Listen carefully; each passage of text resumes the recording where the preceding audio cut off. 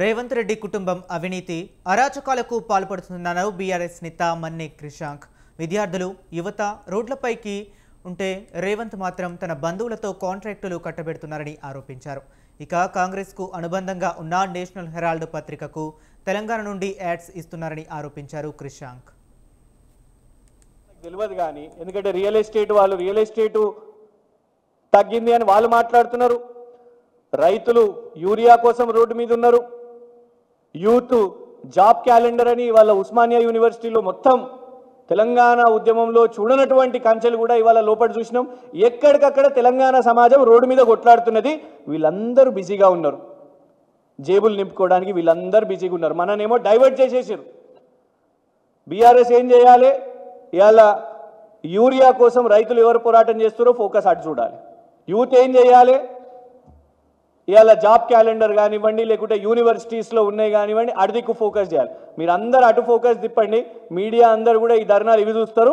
మేము తెలంగాణను లూటీ చేస్తామని అనుముల అండ్ బ్యాచ్ ఇదంతా చేస్తున్నారు. ఎవరికి మంచి జరిగిందో లేదో మనకు తెలియదు కానీ ఎందుకంటే రియల్ ఎస్టేట్ తగ్గింది అని వాళ్ళు.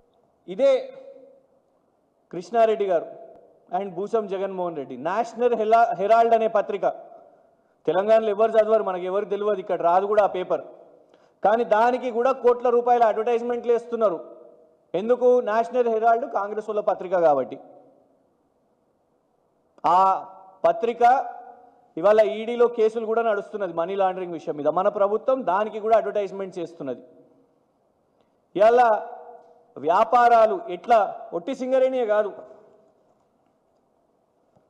ఇవ్వండి దిండి ఇరిగేషన్, షోదా కన్స్ట్రక్షన్స్ 365 కోట్ల కాంట్రాక్ట్.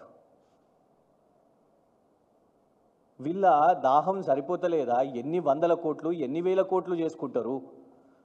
1137 కోట్ల కాంట్రాక్టు షోదా కన్స్ట్రక్షన్స్కే.